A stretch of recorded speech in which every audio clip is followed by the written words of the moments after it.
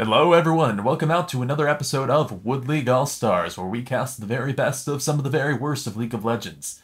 If you guys don't know, I like to make some friends in the low bronze and just ask them if I can come in and spectate a game of theirs. I let them know that it's going to be fun and humorous, and they're usually always cool with it.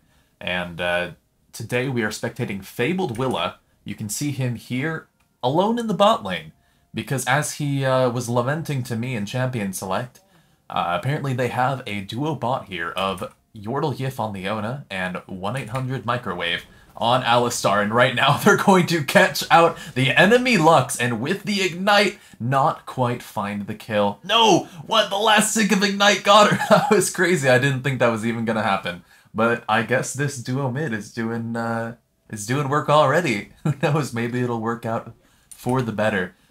Up here we have VS Loco and Corsby. Corbsy, of course. These, I should know these guys. Definitely know these guys. Then, of course, Shinobi, Seraph Castiel, what WTF dude, 0000000, X Sharkbait, and King Nakayo. Just so you guys are aware, we do like to have some fun with this series. And sometimes people might be teased just a little bit, but if you guys know me, you'll know that I'm not the best League of Legends player, and I like to make fun of myself. This is just the one chance I get to turn it around on other people. But don't take any of this too seriously. It's just a fun way to cast some games. So, right off, things are actually a little bit more normal than we usually see. This is Bronze 3 at the moment. I couldn't find any Bronze 5 people for a couple days, and I was just like, I just want to record a video. And I feel like this is, this is definitely down there. When I do add people, I try to find people who have been in Bronze for also a very long time, who have like hundreds of wins in Bronze, because I feel like just those veterans deserve the spotlight, you know? And there's no chance that anyone, like, shouldn't be there, if we're being perfectly honest. So right now, everything looks pretty standard. Right now, Hecarim is taking a lot of damage doing his jungle path, but I don't think he's going to be executed to monsters, which would be great for the show. But unfortunately, he's not going to be thinking about that while he's doing his jungle now, is he, Mr. Hecarim? Using my hotkeys, that's definitely a phrase, to get around from hero to hero. We have Tom Kench in the top lane, because he was like, well, if I'm going to be stuck in Bronze, I'm at least going to make everyone else's times miserable while I'm doing it. And, man, look at the healing he gets back after all that poke damage came in from Gnar. And now he goes in with his tongue wiggling and waggling it around, and he is doing some massive damage up there. Of course, his gray health will revert back into normal health at a lower rate, but it's still going to be pretty nasty and oppressive for the enemy laner. I'm actually curious about what the item builds are. Starting off, it's interesting to see the longsword from Gnar. Typically, we see a Doran's item to start off, or a defensive item, because that longsword is not going to help you when you get the tongue lashing of a lifetime, as Tom Kench grabs a kill for his own team. Coming back here into the bottom lane, it is a solo Varus. He is doing pretty well so far, actually. I'm proud of my little buddy. This is the person I'm spectating, and so I always kind of root for them to do well. Right now, his team's ahead on gold, and he is, although not farming great, he is getting about equal CS to the enemy AD carry, but that's largely because Lux has stolen quite a bit of farm from Graves so far. Now it looks like Lux is actually going mid lane for a gank. Let's go ahead and see what's going on there. Leona gets caught by the snare and is slowed by that Lucent Singularity, but what the F, dude, is taking a bit of damage when I hit your microwave, has to flash away, the exhaust is on him. Shinobi is ignited, takes the turret shot, and now King Nakayo is taking turret shots as well, but Yordle Yif doesn't get in for the last bit of damage, and so she will survive for now. However, this gank was unsuccessful, and the 3v2 in the mid lane resulted in not a single kill. Now Yordle Yif and 1-800 Microwave gonna go right back at it. I love these names. These are some great names. I'm just gonna keep saying them. Whereas Jason Lux might be a little bit easier here for me.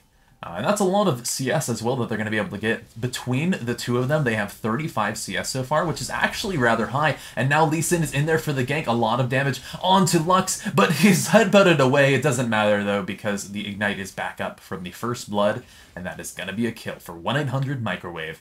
And our boys in blue are looking pretty good already. 1,400 gold up at just 5 minutes. Fabled Willa has a lot of pressure taken off the bot lane when Lux leaves like that. He's actually doing a pretty good job of being able to keep this Graves down for now. The range on Varus is pretty exceptional early on, and as long as he doesn't get caught out by a Lux binding, he should be able to duel the Graves just at a range. Of course, if they do get up to a range where Graves can attack and use Q, he can definitely output a lot more damage than Varus is capable of, but good Varus shouldn't let that happen. Now, this is Bronze 3, so anything can happen. But right now, he's doing all right himself. All right, let's watch him attempt to last hit the minions. And that last one wasn't so good. That one was a success, I believe. Oh, another one. Okay, okay. I believe. All right, this is the important one, though. This is the cannon minion. No, you can't let it go. No! Okay. When you try your best, but you don't succeed.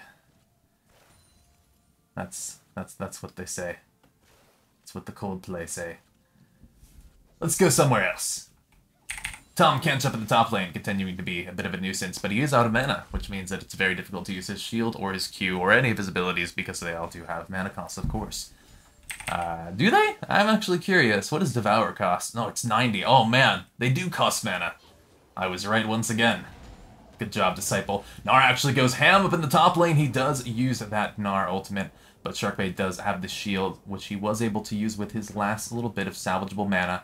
Now we're going to see if Gnar feels lucky here. He does land the Q. That's a lot of damage. Sharkbait is so low, and he won't have the... Actually, might have the mana for another shield, but the shield isn't really going to mean that much, because the shield is, of course, equal to the damage that you've taken in the last 4-something seconds. And that's not a lot of damage to be taken. Really. Alright, so let's see. We have Corbsy in there trying to finish off the Tahm Kench, and it is Gnar who gets the last hit, but with Hecarim and Jace up here, they should be able to clean up after that botched tower dive. A double kill for WTF Dude 00000000. Well done. 100 Microwave looked for something bot lane, but I'm not sure they found it. They're going to go right back to their duo mid lane, where they're actually...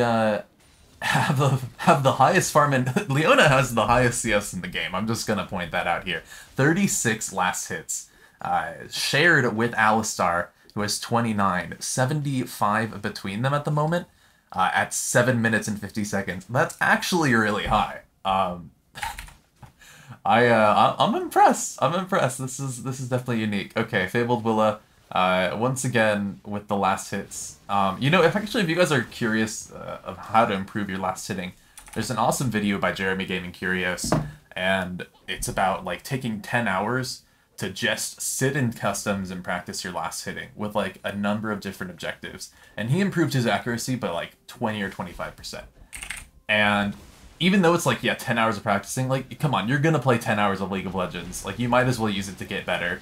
Corbsy comes in here for the gank, but it is a bit of an anti-gank as he feeds a kill. Lux now turns around with the final spark, but doesn't quite catch the kill onto Fabled Willa, who is able to escape for now, using that ultimate to get to safety. But now the 4-man gank in the bottom lane, the flash Q does not land, but the other... Oh man, Lucent Singulator actually grabbed it, but that was a great empowered Q from Drace.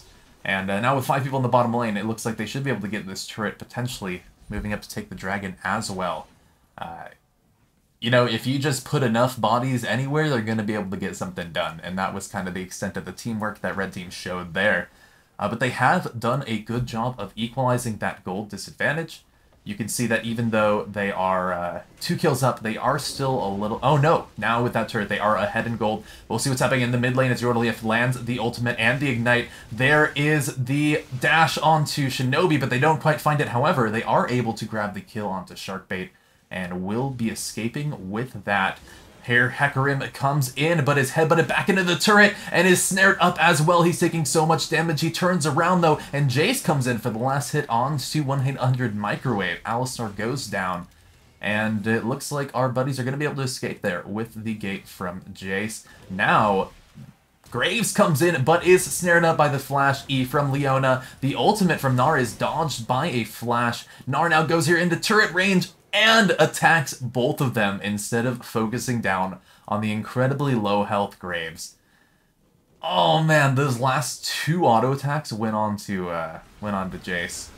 Fabled Willa grabs a kill down here, in the bottom as Tom Kench looks like he must have teleported back in behind because he did just go down in the mid lane as well. So 2 quick kills fed by our tongued gentleman in the top lane. He is going for a Ravenous Hydra first item, which seems a little bit aggressive for someone who can be just as annoying by building health and going into your team being unkillable. So that's actually, I would say, a pretty bad pickup here for a first item. It does give you wave clear, which is really nice, but if you're never going to be in your lane anyway, what's the point? You know, what's... No, you just buy health. You do damage off the health, you just buy it. Now, we'll see what he chooses to do. Let's look at some of these other items here. So Graves has gone with an interesting pickup of Lord Dominic's Regards. If you guys don't know, this is basically what Last Whisper was. However, it does also give you increased damage against tanks, which might be helpful against Alistar and Leona, and even Lee Sin and Gnar, once they do build a few health items. However, as a first item, I would say it's pretty garbage, since there's so many other amazing items you can get, like an Essence Reaver, but here is the Wombo Combo of the Century, but it's not enough! Despite all the CC, they don't have the damage, and Graves turns around with his Lord Dominic's Regards, and grabs a double kill onto Leona and Lee Sin. They really need some damage to follow in there to clean that up. They need someone like Varus there to, you know, send in some Qs in his ult and really lay some DPS down. Oh, Alistar tries to go in for that headbutt pulverize onto Lux, but he does mess up the combo and isn't able to grab the kill for now. The teleport comes in from Fabled Willa. Very interesting to see the AD carry with teleport. That's actually something I've seen a lot in Bronze and never anywhere else. Usually in Bronze, they like try somewhat to copy what they see in high elo or in pro play and just fail. But here they like really innovate themselves.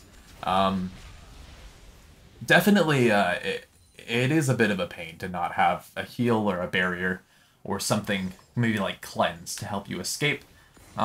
I guess teleport can help you escape, can't you? If you juke into a bush and TP away. Or I guess it can just help you farm more by getting back to your lane. We'll see how well it works for him. Right now, he's doing alright, 1-1, but he does have that BF sword, which is going to make him much stronger than Graves, who, although he's incredibly fed, has gone for Lord Dominic's Regards early on. If you guys don't know, doesn't give a lot of attack damage, only 40. BF sword gives that much as well, but it's much cheaper. So, taking a look at Dragon, they are able to get it. Very last minute. They almost lost Corbsy. I was a little worried about that. I wasn't sure he knew that he could just step to the side and not take damage anymore. But that kind of knowledge isn't necessary at this level, when you can just muscle things down with brute force. Now Sharkbait in the top lane, he is taking quite a bit of damage. That maximum health damage from Gnar on his W, you see that 3-strike passive, is pretty good at taking down tanks. However, you do need a little while to get in those attacks, and so if you do try to proc that and the enemy tank engages, it can put Gnar in a bit of a pickle. Now we're going to see Gnar transforming into Mega Gnar, which really sucks at this point in the lane because he won't really be able to get in onto Tahm Kench without taking turret aggro. He'd much prefer to stay ranged here, but it can be really difficult to keep yourself in your ranged form while harassing, which is something that's going to relieve Tahm Kench of that pressure for a little while here. Now Graves coming up for the gank. Sharkbait walking around the Gnar to make it obvious. Gnar jumps over him and he almost kills Tahm Kench, but of course he does have that completely bullshit shield. However, he is going to fall very low. The heal comes out from Graves and the ult is going to be enough to finish off Gnar and save his tongued brethren. Oh, coming back to the bottom lane, King the Kaioko's low, but he does go for the ult. And I'm pretty sure Lee Sin juked back into the ult. Let's get the instant replay down there, since we didn't see much of the fighting. But Hecarim is there dueling the Lee Sin, and it looks like Hecarim is so low, Fabled Willa is able to get in there for the kill. Now Corbsy, he runs back into the ultimate to make sure that it finishes him off. He was running the right way. If he had just not touched his mouse, he would have been safe. But of course, this is Bronze 3, ladies and gentlemen. Seraph Castiel doing his best work on this top lane turret, as 1-800 Microwave did take the turret middle. That is 1 turret for each team. And the gold looking a little bit in our blue team's favor now. 2k over, that's getting to the point where it's a few, basic items in their advantage. so they will be able to fight a little bit more strongly when they are in those duels, or even in team fights, which may be coming up soon. I'm not really sure how the, how the overall macro strategy of these games plays out. VS Loco doing a very good job of CSing over Tahm Kench, because apparently Tahm Kench forgets that minions give you gold. He has only managed to last hit 30 minions this entire game, which is half of what the enemy Leona duo mid has hit. If you just want to think about that for a minute. Gnar grabs the ult, but he doesn't land the stun onto Sharkbait. However, Sharkbait is falling low. If he looks for that shield soon, he will have a full another health bar because Tahm Kench is a bullshit champion. But it looks like he's still going to be low regardless. Corpsey flashes in only to miss the Q, but he is taking up some turret shots, which is going to mean VS Loco is baited under the turret and killed by Sharkbait. Oh, such a fitting end for our hero. Corpsey is not going to get much done here unless Yordleif comes in to save the day. They do lose Lee Sin, but when you lose a Lee Sin who is 0-5, it's really a loss at all. 1-800 Microwave comes in for the cleanup duty onto Jason. It looks like Hecarim might be the next to go down. He ults away, but the red buff from Leona is enough to finish the job. Right now, this troll duo mid are carrying the games 2-2 on Leona with 8 assists and 7-1-2 on Alistar. Truly remarkable. Absolutely amazing. They did go for the double relic shield, so they were able to share a lot of CS between them, which is a very, very interesting plan. I'm actually curious if these guys are Smurfs or if they're just complete trolls who got lucky. More likely the latter there.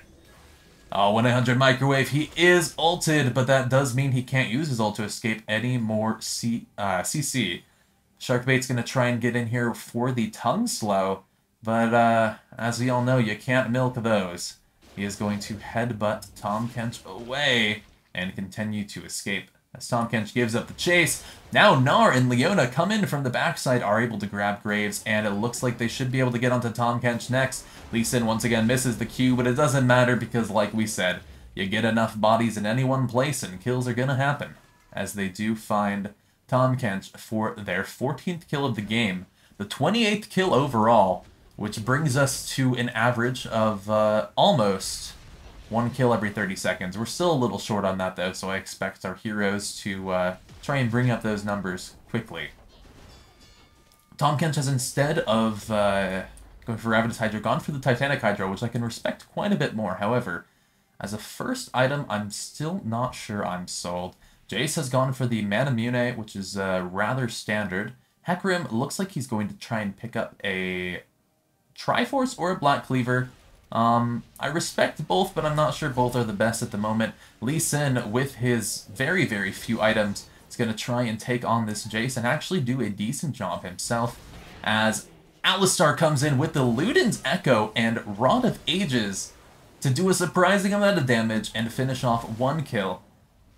2 dead for red team, as blue team now groups in the bottom lane to see if they can get a dive onto Sharkbait. This should be the turret for them pretty easily. I'm not sure how you can defend against an Alistar like that if you cannot, in fact, milk those. Oh, Graves goes for the amazing Q directly into the wall as Yordleif comes in to clean up the kill alongside her buddy, 1-800 Microwave. Now Sharkbait grabs his ally to attempt to save them, but with the Ignite down, Sharkbait isn't going to be able to escape this alive. And the very, very long-range Boomerang following the Hecarim in his ult grabs the kill. This is looking pretty good for our brothers in blue. 1,200 ahead in gold. Now that are some serious items, folks. Oh no, Fabled Willa, he's spoiling it for us. No spoilers. I'm 3 minutes behind. All right, phew. Now Nar's covering up the chat log. Alright, King Nakayo tries to flash in, but look at that 1-800 Microwave with the AP Alistar outplays. He does some pretty decent damage, Gnar, going to escape that light binding, since it wasn't really aimed at anything in particular. And it looks like the base is safe for now, except for that missing inhibitor. But oh man. Nope, things are happening. Plays are being made. And I'm just here looking at the base. So, 1,200 gold. That's a lot of items. If you take a typical like high-ranged item, that's 3,000 gold. You can buy 4 of those. That's basic math. But think about that. If your team has 4 more high-level items than your enemies, you're probably going to stomp them, which is what's happening at the moment.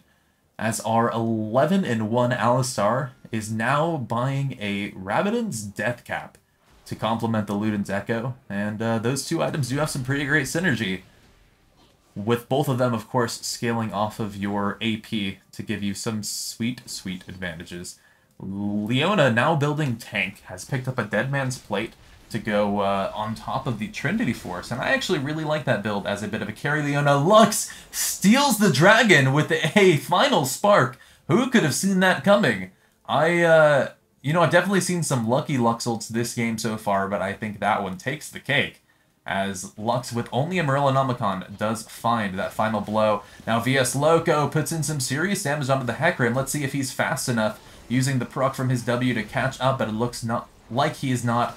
Corbsy is going to do his best to throw the game as he is being carried incredibly. Jumps in with the Q, but does fall. Seraph Castiel coming in from the side to try and clean up this team fight, but he's going to be no match for Mega Gnar and the Bull, as they do clean up the fight. 4 down to 2 on the blue side, as they move into this middle inhibitor turret and middle inhib. Only Hecarim alive. Let's see if he can do anything to defend this, but I highly doubt it. However, we're still going to hope he tries, because that makes things far more exciting.